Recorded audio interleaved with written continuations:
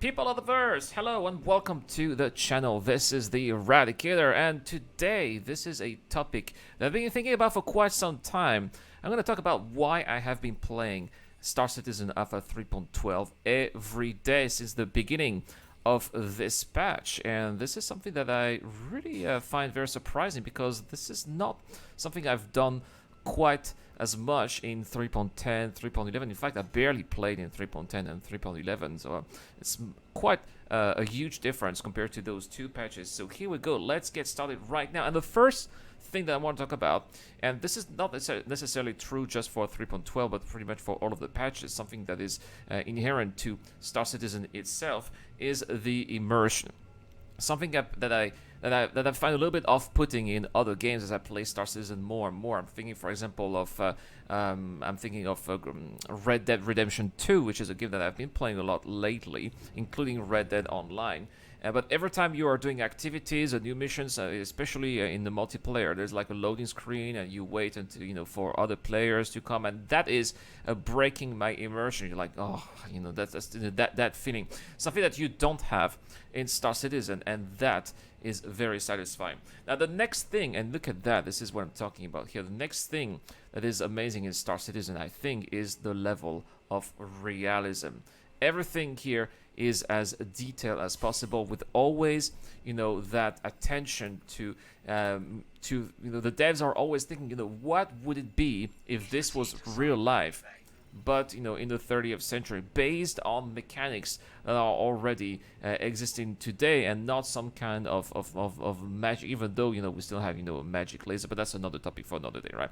So the realism in Star Citizen is something that, again, I do not find in other games, and that's something that I find very appealing to me, really helping here for the immersion. Now, the other thing is that all of that immersion here really makes me feel connected to the environment. It makes me feel like I am part of that living, breathing universe that Chris Roberts often talks about in his keynotes and presentations.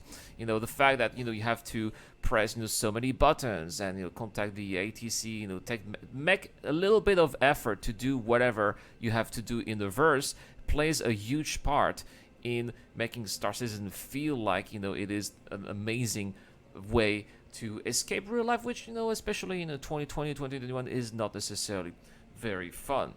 And the other thing in terms of immersion that I find fantastic is that, look at the difference here. Third person, first person. Star Citizen is a game that is designed to be played in first person mode, and I am a first person type of guy. I've always wanted to play first person. Again, when I play a video game, I want to feel like this is my experience, not some kind of other character. And being in third person games kind of breaks that immersion for me, because I don't want to see the character. I want to leave the experience through the character's eyes. And the fact that Star Citizen is designed to be played in first person like this really helps a lot, in my opinion, to bringing that immersion up. Look at that, for example, here, having to line up. That's what I'm talking about with the realism here, having to land manually that big cargo ship here with no help at all. I don't have any computer help. There's no loading screen, no cutscene. Oh, I failed. Oh, what's going on? See, I have quite a lot of cargo in that ship here. It's quite a lot of money. If I die, I lose a lot of money, and that is scaring me. I'm sweating here, guys. I'm sweating. People are saying, "Oh crap!" in the in the chat.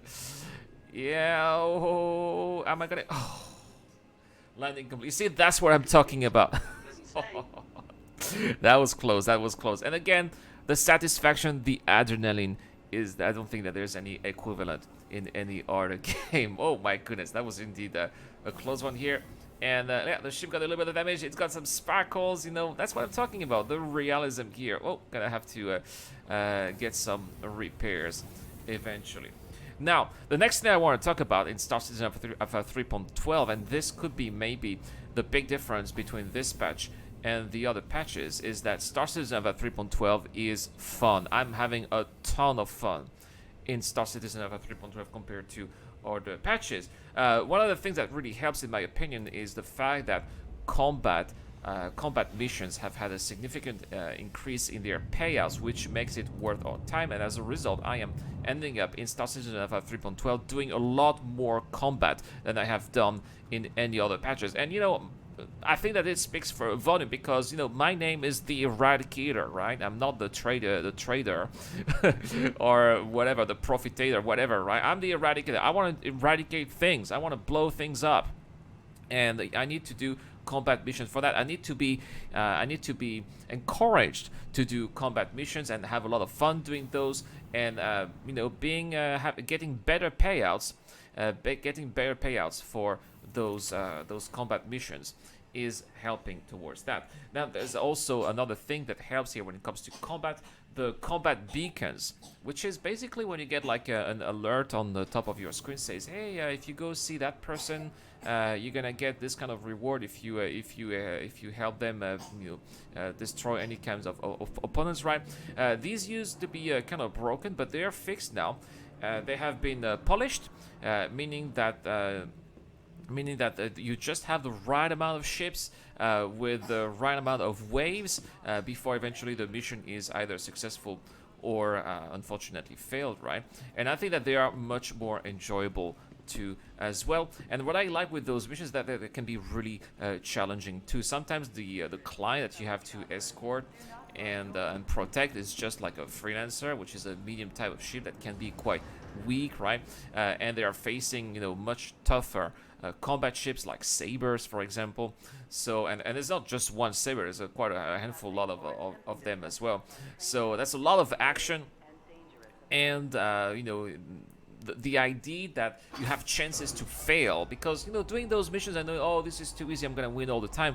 This gets old and this gets boring very quickly. The idea that you can eventually fail your mission again brings that excitement, brings that adrenaline that I just had when I was failing my landing, right? This is also something that I have with those combat missions that brings a lot of fun too, in my opinion.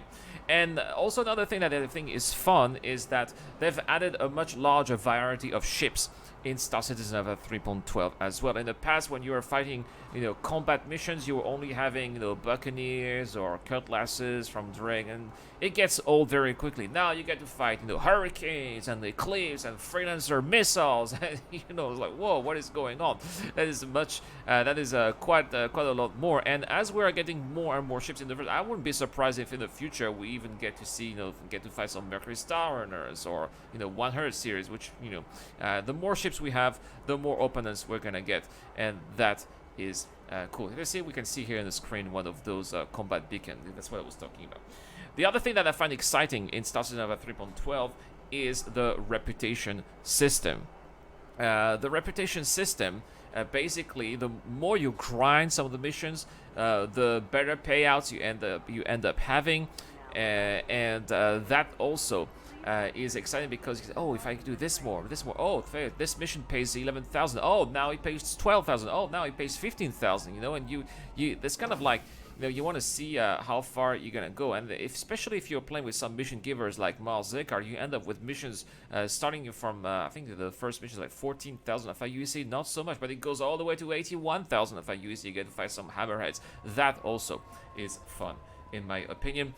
Speaking of fun, we're gonna have those dynamic events coming up real soon. I haven't tried those, but I cannot wait to see how those are going to be in the PTU. But we already have the Idris mission, and the Idris mission here is basically you have to fight for the first time in Star Citizen a capital ship, an Idris frigate, and you can't do that solo, but it's much more fun to do that with a lot of other people too. You get to see lasers fly everywhere, and sometimes you can even get that capital ship to pursue you, to chase you all the way to a surface of the moon. Maybe that is also really exciting too.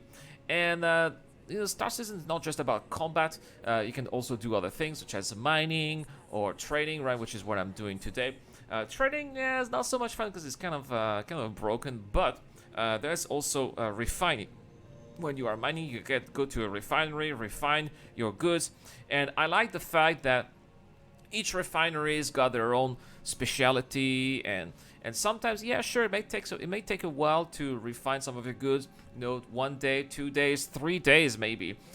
So you got to also manage your ships. Okay, I'm going to refine that amount at that particular facility, or I'm going to take a mall, and because I have 3 or 4 days to spare now, for a couple of days I'll be doing other things, or maybe a prospector, and it can refine your materials from a prospector, and because it's much smaller, you're not refining 96 SU, you're refining just 32, then it's just gonna take a day. So that management as well,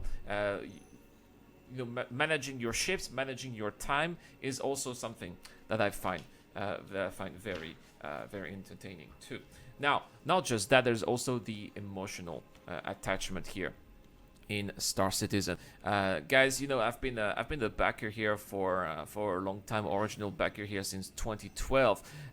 It's a lot of time that I have invested in that project. I mean, and I've also spent. Let's be honest, guys. I know a lot of you guys will be will be upset. I'm gonna get some dislikes for that. That's okay. But I've also spent over the past 8 years $2,500. I know, right? So it's not just a lot of time, it's also some money that I have invested into the project as well, and I do want to be enjoying that investment, if I may say so, and all of that time as well, which is why I'm not giving up on the project. Sure, it's not perfect, sure it can get frustrating, but at the same time, there's also the big payout that will come eventually one day, which will be when the game will be out, and when Squadron 42, which is the single player campaign, is also going to be out at the same time.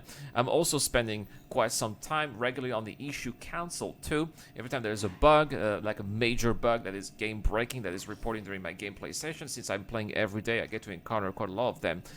So there's also that as well. Reporting those bugs, acting as an alpha tester, which is what the devs want us to do, is also making me feel like I am part of that project as well, which is why also I'm very excited to invest myself into it.